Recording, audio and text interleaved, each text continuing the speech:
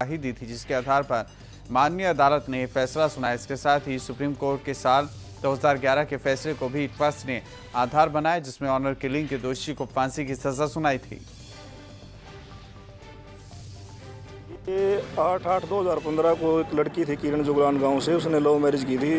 ये by cast Jat थी लड़की और लड़का सैनिक कास्ट से था, और ये शादी करके अपने अपने घर चले गए थे। और जहाँ इन्होंने एक सनातन धर्म चैरिटेबल ट्रस्ट है हिसार में जो शादी करवाता है, उसमें शादी की थी उन्होंने। और रजिस्टर में जो वहाँ एंट्री होती है उसमें ये दोनों अपनी हैंड राइटिंग से लिख के गए थे कि भाई हमें हमारे परिवार वालों से खतरा है और शादी के बारे में हम किसी को नहीं बताएंगे।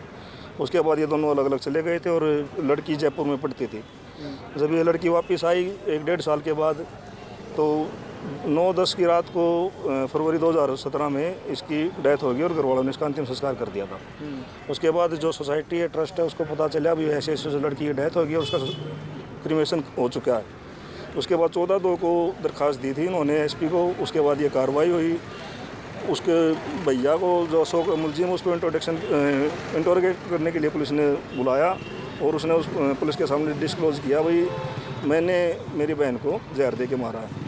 और जब उसकी डेथ हुई उस टाइम पर अशोक ने लड़की को बोला था भाई तो उसके पास फ़ोन कर, जो रोहतास जिससे उसने शादी की थी, तो वो उसको भी उसने धमकी दी थी, रोहतास को भी। उसने भी फिर अपनी यहाँ स्टेटमेंट दी थी कोर्ट में, पुलिस को भी दी थी। उसके बाद जो कॉल डिटेल निकलवाई तो वो सही पाई गई। उसका मैच के आधार पर इसको दोषी करार दिया गया था 29/11 को, और आज इसको डेथ की सजा सुनाई थी। तो ऑनर किलिंग का मामला था जी, ऑनर किलिंग का मामला था सर। अच्छा, तो क्या लगता है इससे संदेश जाएगा समाज में? ये सर जो लव मैरिज के खिलाफ हैं लोग, उनको संदेश जाएगा, और जो ऐसी हरकत करते हैं उनके मन में भी थोड़ा कानून के प्रति डर पैदा होगा। जज साहब ने कोई विशेष टिप्पणी करी हो आज के फैसले पर?